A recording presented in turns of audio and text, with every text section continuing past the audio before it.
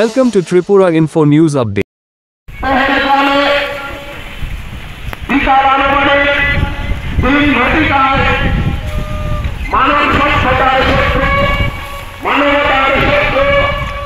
সন্ত্রাসবাদীদের আক্রমণে 2 জন বিদেশি পর্যটক সহ 28 জন পর্যটককে নিরীহভাবে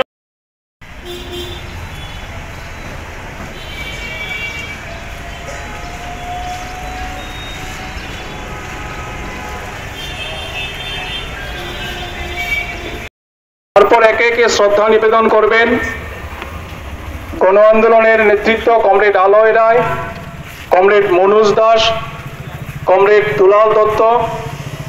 তাদের সবাইকে একে একে শ্রদ্ধা নিবেদন করার জন্য অনুরোধ করছি। কমরেড বিষ্ণুজিৎ দস্তিদার, এসএফআই এর বিভাগীয় সম্পাদক সভাপতি, তাদেরকে শ্রদ্ধা জানানোর জন্য অনুরোধ করছি। নারী নেত্রী কমরেড গৌরী পাল, ওনাকে অনুরোধ করছি শ্রদ্ধা নিবেদন করার জন্য। বিদ্যাচরণ দেববর্মা জিএমপির নেতৃত্ব, ওনাকে অনুরোধ করছি শ্রদ্ধা নিবেদন করার জন্য।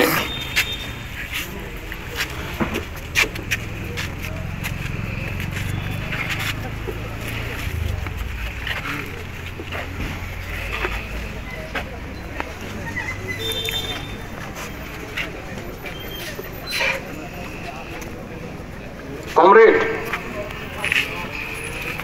গতকাল এই নৃশংস ঘটনায় যে 28 জন নিরীহ পর্যটক নাগরিক খুন হয়েছেন, তাদের স্মৃতির প্রতি গভীর শ্রদ্ধা জানিয়ে আমরা এখন কিছুক্ষণ নীরবতা পালন করব। তারপর এখান থেকে আমরা মৌন মিছিল শুরু করব। সেখানে তাদের মৃত্যুবরণ করতে হলো, গুলি করে তাদের খুন করা হলো। আমরা এই ঘটনা কিভাবে সংঘটিত হয়েছে, কেন আমাদের দেশের সরকার স্বরাষ্ট্র দপ্তর এইরকম একটা গুরুত্বপূর্ণ জোন এলাকায় নিরাপত্তার গোটা বলয়ে থাকা কাশ্মীরের মধ্যে কি করে এইরকম অস্ত্র শস্ত্র নিয়ে সন্ত্রাসবাদীরা ঢুকেন, কোথায় আস্তানা করেছেন, তারপর ঘটনা সংঘটিত করলেন। তখন সূর্য অনেকটা আকাশের মাঝখানে, বেলা তখনও 3টা গড়িয়ে 4টা হয়নি।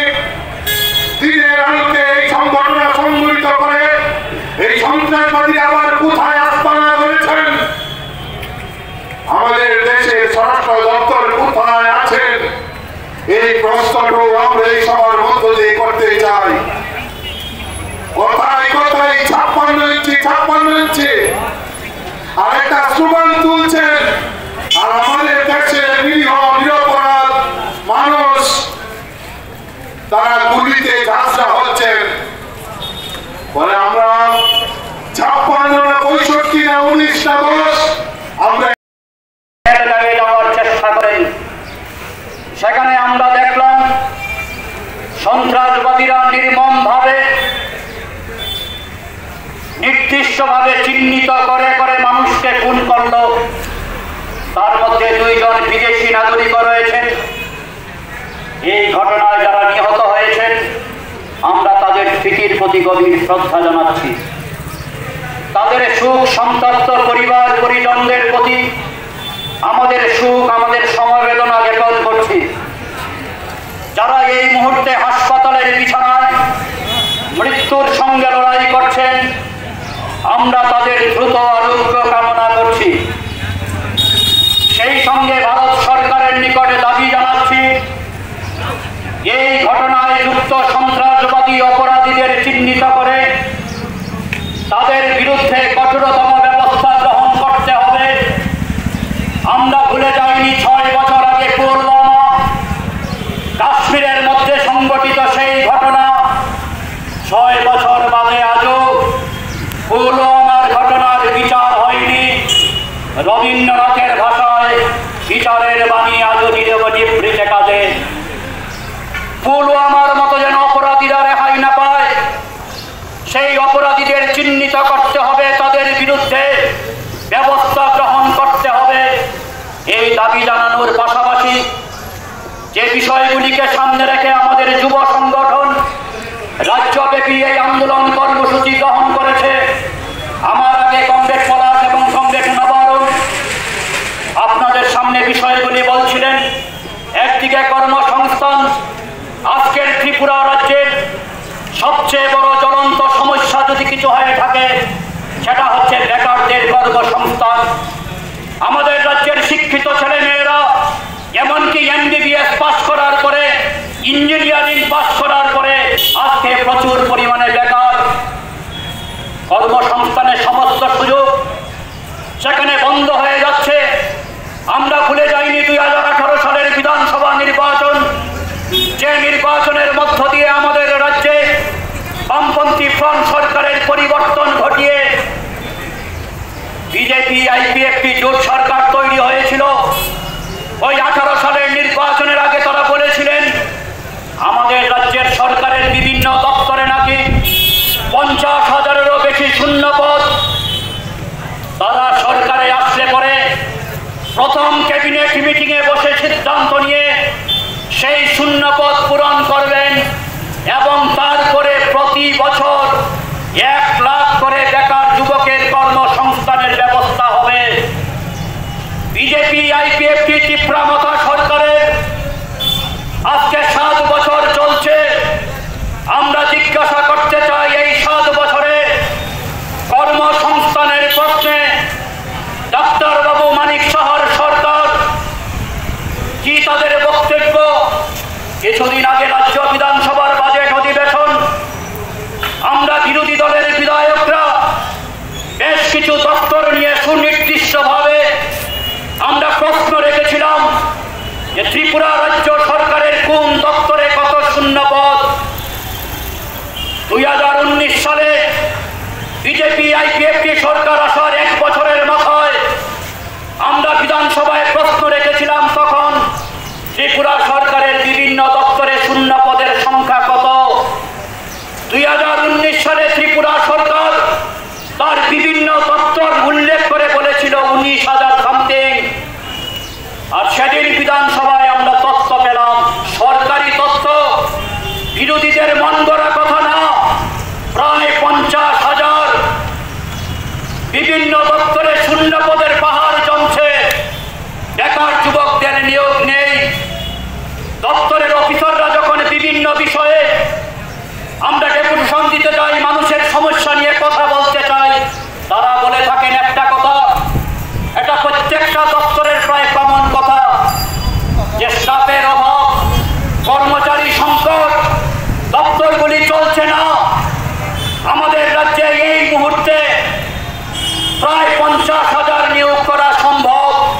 ডাবল ইঞ্জিনের গভর্নমেন্ট, কথা ছিল ডাবল ইঞ্জিনের সরকার হলে কোনো সমস্যা থাকবে না, যা চাইবেন সব পাবেন। কিন্তু ডাবল ইঞ্জিন গভর্নমেন্ট, আমরা দাবি করে বলতে পারি সিঙ্গেল ইঞ্জিনের গভর্নমেন্ট বামফ্রন্ট। আমরা কখনো দিল্লির ক্ষমতায় ছিলাম না, সেই সিঙ্গেল ইঞ্জিনের বামফ্রন্ট আমরা দেখেছিলাম বিভিন্ন দপ্তরগুলিতে যে পরিমাণ নিয়োগ করেছিল, যেভাবে এই রাজ্যের বিভিন্ন দপ্তরগুলিতে কর্মসংস্থানের ব্যবস্থা করেছিল এবং যেভাবে প্রশাসনিক ব্যবস্থার বিকেন্দ্রীকরণের মাধ্যমে নতুন নতুন করে কর্মসংস্থানের সুযোগ তৈরি করেছিল।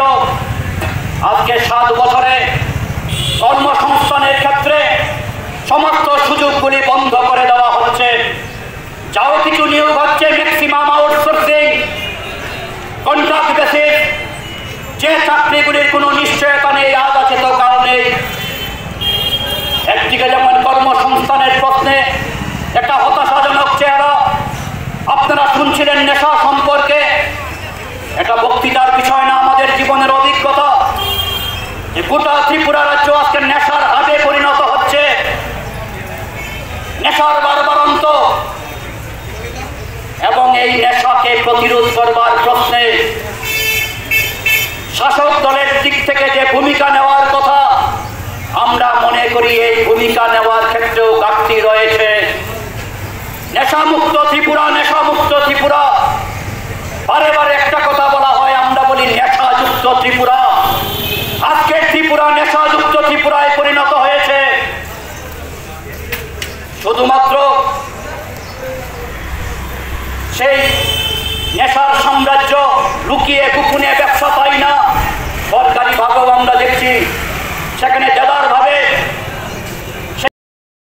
এর উদ্যোগে রাজ্যের 8টি জেলার ডিএমের নিকট যুবকের কর্মসংস্থান, নেশার বিরুদ্ধে এবং রাজ্যে আইনের শাসন ফিরিয়ে আনতে এই দাবিতে ডিএম চলো অভিযান কর্মসূচি আমরা হাতে নিয়েছি। আজকে খোয়াই জেলাতে ডিওয়াইএফআই এবং টিওএফ এর উদ্যোগে এই কর্মসূচিটি অনুষ্ঠিত হবে। কিন্তু গতকাল বিকাল আনুমানিক 3টায় কাশ্মীরের পহেলগাঁওয়ে যে ভয়াবহ সন্ত্রাসবাদীদের হানা সংঘটিত হয়েছে, যাতে 28 জন নিরীহ পর্যটক খুন হয়েছে, এই ঘটনায় আমরা বিস্মিত এবং যারা খুন হয়েছেন তাদের স্মৃতির প্রতি শ্রদ্ধা জানিয়ে আমরা ডিওয়াইএফআই এবং টিওএফ আজকে ডিএম চলো অভিযান এই কর্মসূচিটি আমরা সুখ মিছিলে পরিণত করেছি। আমরা এখান থেকে একটি প্রতিনিধি দল শুধুমাত্র আমাদের এই দাবি সনদ ডিএমের নিকট আমরা তুলে দেব।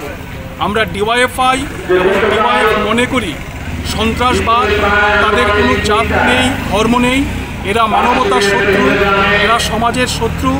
এই মুহূর্তে আমাদের দেশের সামনে একটা কঠিন চ্যালেঞ্জ।